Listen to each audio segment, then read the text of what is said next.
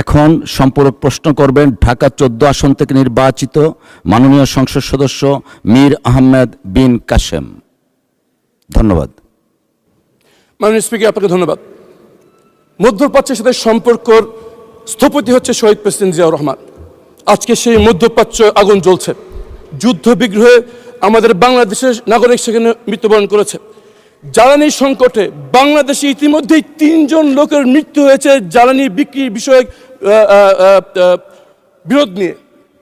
আমার প্রথম প্রশ্ন, জিয়াউর রহমানের সন্তান মাননীয় প্রধানমন্ত্রী এই সংকট নিরসনে কি ভূমিকা পালন করছেন? পররাষ্ট্রমন্ত্রী সারা বিশ্বে ঘুরে বেড়াচ্ছেন জাতিসংঘের প্রেসিডেন্সি পদে, সেখানে আমাদের এই জ্বালানি সংকটের ব্যাপারে কি ভূমিকা পালন করছেন আমরা সেটা জানি না। এই বিষয়ে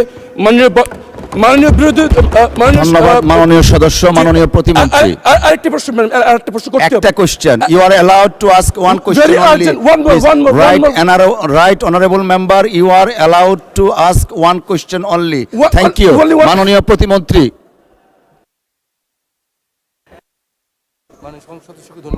মাননীয় স্পিকার, আমাদের মাননীয় সংসদ সদস্যকে ধন্যবাদ জানাই। উনি বহু নির্যাতনের পরে উনি সংসদ সদস্য হয়েছেন, ওনাকে আমি সাধুবাদ জানাই। এবং উনি যে এখানে বসেছেন সেজন্য আমি ওনাকে কংগ্রেচুলেট করি। কিন্তু উনি তো ব্যারিস্টার মানুষ, লয়ার মানুষ, ওনার সম্পূরক প্রশ্নের অর্থ বোঝা উচিত, কারণ সম্পূরক প্রশ্ন এটা ছিল না। সম্পূরক প্রশ্ন এটা ছিল না। আপনার একটা প্রশ্নের উত্তর আমি দিতে পারি যেটা আমার মন্ত্রণালয়কে রেলেভেন্ট, সেটা হচ্ছে যে জ্বালানির জন্যে, প্রথম কথা, জ্বালানির কোনো সংকট বর্তমানে বাংলাদেশে নেই। আচ্ছা, দ্বিতীয় কথা হচ্ছে এই জ্বালানি মাননীয় speaker, honourable members, may I humbly request all of you, honorable members, please, জি মাননীয় প্রতিমন্ত্রী, আপনি আপনার বক্তব্য অব্যাহত রাখুন। আপনার বক্তব্য অব্যাহত রাখুন। মাননীয় স্পিকার, জ্বালানির যাতে একাধিক সোর্স থেকে আমরা সরবরাহ করতে পারি, সেই জন্য ইতিমধ্যেই মাননীয় প্রধানমন্ত্রী একাধিকবার আমাদের সাথে বসেছেন। জ্বালানি মন্ত্রণালয়, পররাষ্ট্র মন্ত্রণালয়, বিভিন্ন সংশ্লিষ্ট মন্ত্রণালয়ের সাথে উনি বসেছেন।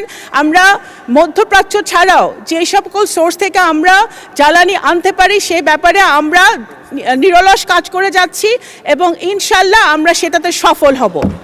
দ্বিতীয়ত হচ্ছে আমরা প্রথম থেকে বলে আসছি, যখন এই যুদ্ধটা লেগেছে, বাংলাদেশ সরকারের একমাত্র গুরুত্বপূর্ণ কাজ হচ্ছে, ফার্স্ট প্রায়োরিটি হচ্ছে বাংলাদেশিদের যে মধ্যপ্রাচ্যে বসবাস করছে তাদের নিরাপত্তা নিশ্চিত করা। সেটা আমাদের মিশনগুলা পুঙ্খানুপুঙ্খভাবে 24/7 কাজ করে তারা করে যাচ্ছে। এবং আমাদের যারা 5 জন মৃত্যুবরণ করেছে মাননীয় স্পিকার, দুর্ভাগ্যবশত 5টি ভাইকে আমরা হারিয়েছি, তাদের 2 জনকে মৃতদেহকে আমরা সফলভাবে বাংলাদেশে আনতে আমরা পারতে পেরেছি। কারণ এই এখন সিচুয়েশনটা বুঝতে হবে, বাংলাদেশে ওই মধ্যপ্রাচ্যে অনেক কমপ্লিকেটেড সিচুয়েশন বিরাজ করছে। কখন কোথায় যুদ্ধ লাগে আমাদের বাংলাদেশিরা তখন নিজেরা বুঝতে পারে না। সুতরাং এর মধ্যে আমরা কিন্তু আনতে পেরেছি এবং 186 জন বাংলাদেশিকে নিরাপদে ইরান থেকে, তেহরান থেকে IOM এর সহযোগিতায় আমরা বাংলাদেশে ফেরত এনেছি একটি চার্টার্ড বিমান ফ্লাইটের মধ্য দিয়ে। সুতরাং বাংলাদেশ সরকার, বাংলাদেশিরা, নাগরিকরা পৃথিবীর যেখানে আছে নিরাপদে আছে কিনা সেটাই আমাদের একমাত্র প্রায়োরিটি এখন বর্তমানে। ধন্যবাদ মাননীয় স্পিকার।